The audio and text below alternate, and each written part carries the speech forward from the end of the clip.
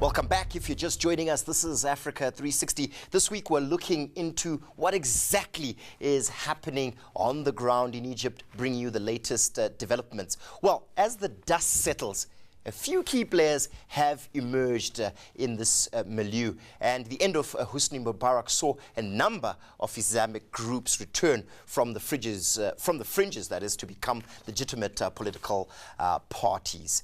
The most powerful of them was the Muslim Brotherhood. The party won the majority of votes in the country's 2011 election, with Mohamed Morsi their president. They were seen as moderate, but their leadership is clearly guided by the political tenets of Islam and conservative reforms, and a worsening economy saw their leadership crumble. Now, the most powerful political party in the interim cabinet is the Al-Nur. It's the political wing of the conservative Islamic movement, Salafi Dawa. Al-Nur was politically at odds with the Brotherhood, supporting Morsi's removal. Well, when we move on a bit, Al-Islamiyya was also banned during the Mubarak regime.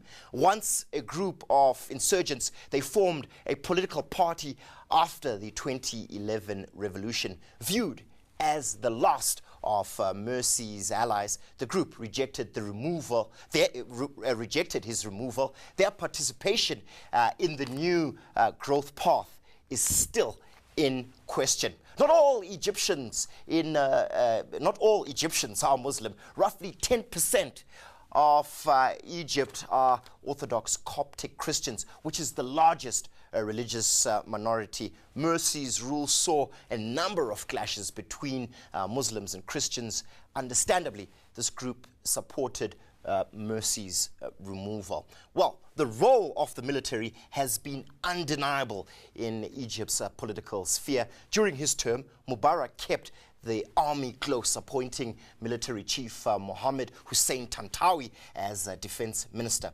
Despite his allegiance to Mubarak, Tantawi bowed to pressure and supported the Tahrir Square crowds. When Morsi came to power, he appointed Abdel Fattah al-Sisi as the new military leader, as you can see from our graphic rolling there. Morsi regarded the devout Muslims as an ally, but the general's allegiance lay with the military. Al-Sisi backed this year's uprising, cementing the military's power and influence among the people.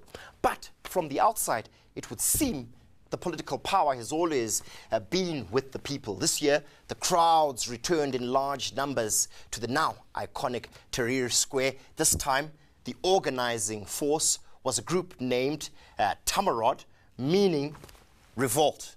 And this was led by 28-year-old Muhammad Badir. Thousands gathered calling for Morsi to be removed. They were supported by Kaifa, one of the main groups who occupied Tahrir Square. So, the people, religion, the military, but what does this mean for the people of Egypt going forward? Our Africa 360 producer, Lindsay Schutel, compiled this report to give us more context. A coup, a populist uprising, a military intervention, or simply democracy in its purest form. The removal of Egypt's first democratic president has left analysts stumped about just how to define it. The African Union calls it an outright coup. Council decides to suspend the participation of Egypt. The United Nations has condemned the ensuing violence, but remained mum on just what to call the leadership change. Egyptians are calling it their will. We want the nation of Egypt. We don't want a brotherhood nation or a secular nation. We want the nation of Egypt, which we love and live in.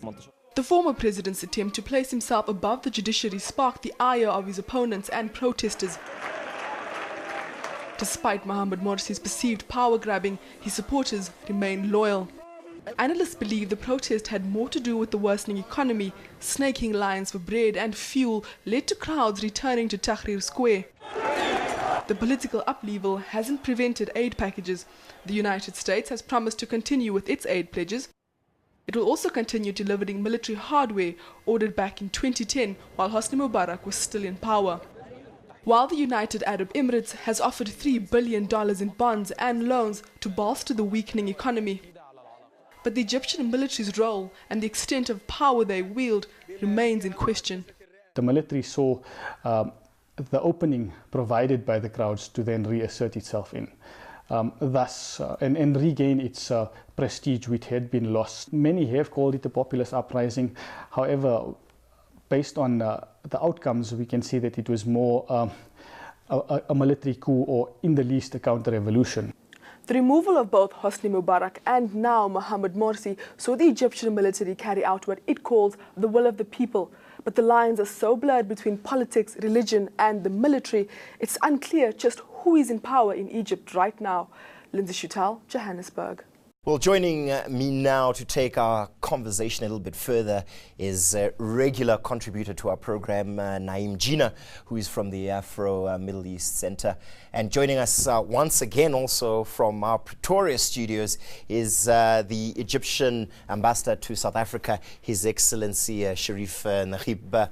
Sir, thank you so much for joining us once again on Africa 360. I'll start with you, Ambassador. The last time we spoke, one of the issues that became prominent in our conversation was really the role of the military.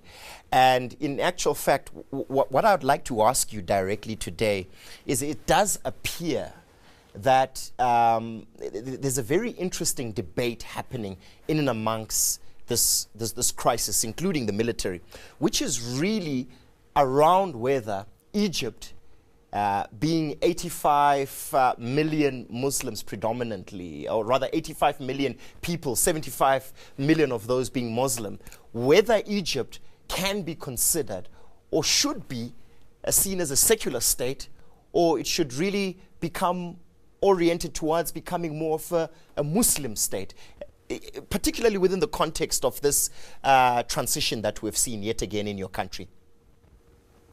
I don't know what you mean by Muslim state or secular state.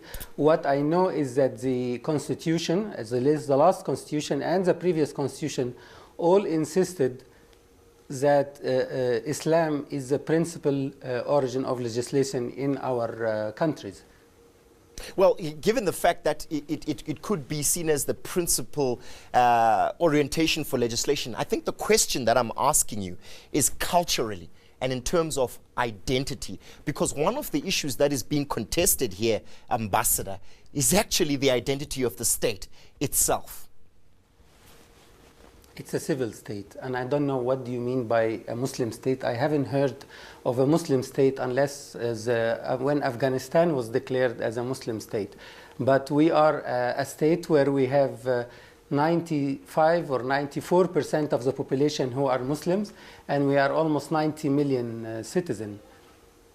Now, probably just to bring you in, Naeem, I think maybe I'm getting caught up in the semantics of the discourse that I'm trying to open up here. Yeah. And I think the question that I'm actually attempting to raise here is what we're seeing in Egypt, in my view, is really the beginning of a dialogue amongst citizens themselves around what the orientation of the state should be. Is it a secular state, or is it one that is principally founded, as we know, as Ambassador said, on the laws of Islam, and therefore the state itself, in its practice, in its culture, is therefore considered a Muslim state? No, I think it's an important question. I mean, I can understand the ambassador's response to that. That it's a civil state, and he doesn't want to get into saying secular Muslim, etc. Yeah. So it's a civil state, it's a democratic state. It does have this Article 1 in the Constitution, however, which was there even in Mubarak's time, yep. which makes the issue a little difficult. And you know, the question of whether in the world we live in today, whether you should be having a constitution with a clause like that right at the beginning of it, in a country where you have 8-9 million people who are not Muslim, firstly, yes. or don't identify as Muslim in any way, yeah. And many of those who are Muslim who might have different political orientations as well. So I think that you know, the Egyptian drafters of their constitutions tried to have it both ways in a sense. They tried to claim an Islamic ethos and Islam as the originator of their legislation, but at the same time say that it's not really a religious state. That also is a problem, saying that Islam or any particular religion is the originator of legislation, because among Muslims, as the ambassador will know, you could have 200 different interpretations of any particular thing.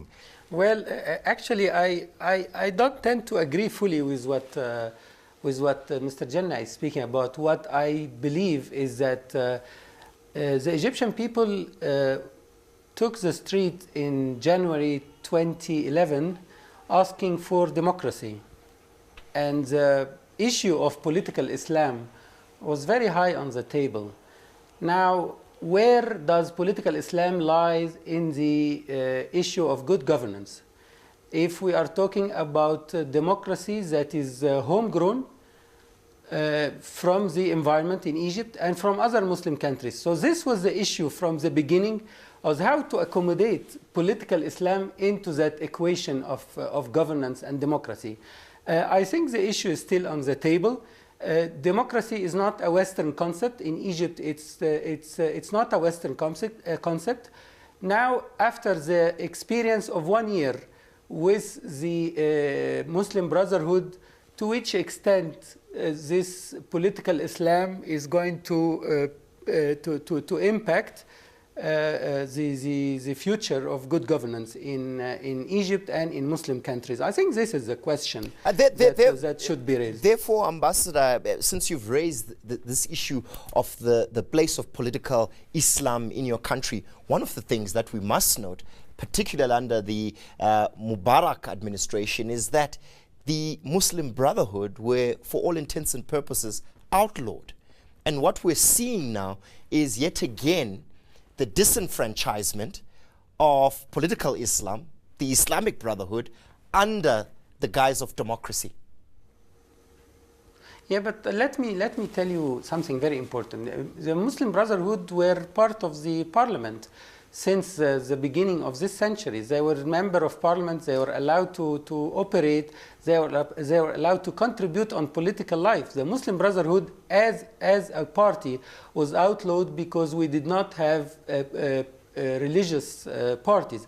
Now, when it comes today, Muslim Brotherhood maybe were not accepted. Their version of Islam were not accepted. But we still have Salafis that believe in the same ethos, which is political Islam and how it should impact our life. So let's not make the Muslim Brotherhood as representative or as the sole representative of political Islam.